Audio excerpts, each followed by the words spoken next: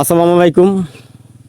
আমি ঘুরতে ঘুরতে চলে আসলাম আমাদের তেলিহাটি ইউনিয়ন পুষাইত গ্রাম এক মুরব্বীর করুণ কাহিনী জানতে।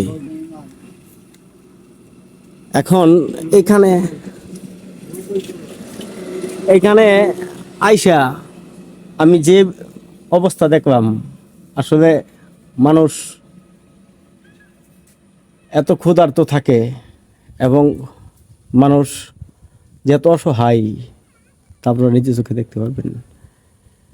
উনি এখানে 1 প্যাকেট রুটি 2 প্যাকেট রুটি রাখছেন, এই টাকাটা উনি দেওয়ার মতো কোনো ভাব নাই। এই যে ওনার দোকানের পরিবেশটা সকলেই নিজ চোখে দেখতে পাচ্ছেন। আমি আর কিছু বলার মতো নাই। এই দৃশ্য দেখে আমি হতবাক। এই যে দেখেন, এইখানে চায়ের কেতলি নিয়ে বসে আছেন, কিন্তু আসলে এই দোকানে কোনো লোকজন আসে না।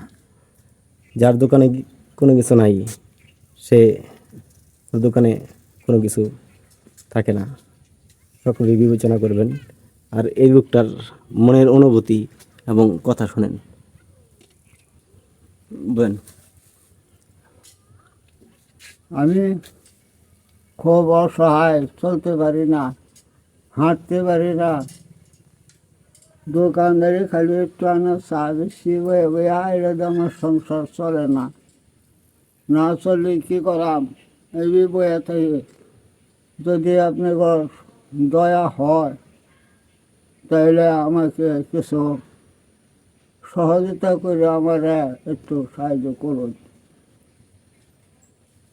আর এছাড়া আমার আর করার কিছু না। এক আছে আমার আল্লাহ, আর আসুন আমরা 10 বাম্বাই, এই আমার আশা আর কেউ নাই।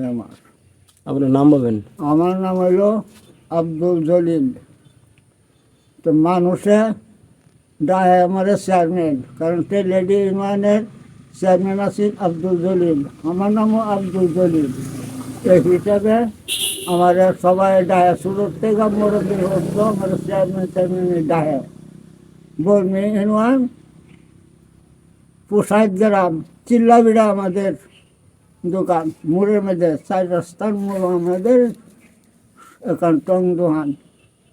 যাই কিছু আছে 10 জনে কিছু কিছু দে, আমি বয়ে বয়ে বেচা খালি কোনো রকম খায়া না খায়া খালি কোনো রকম দিন কাটাই।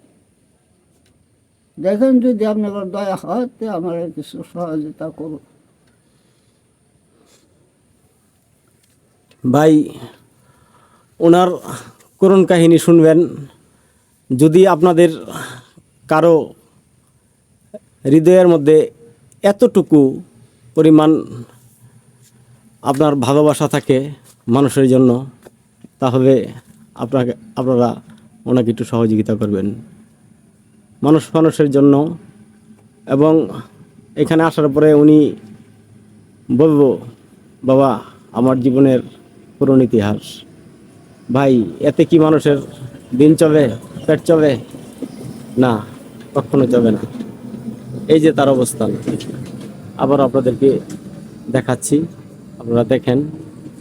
সবাই সহযোগিতার হাত বাড়িয়ে দিবেন। আশা করি সকলেই ভালো থাকবেন, দোয়া করবেন। সবাইকে আমার সালাম। আসসালামু আলাইকুম।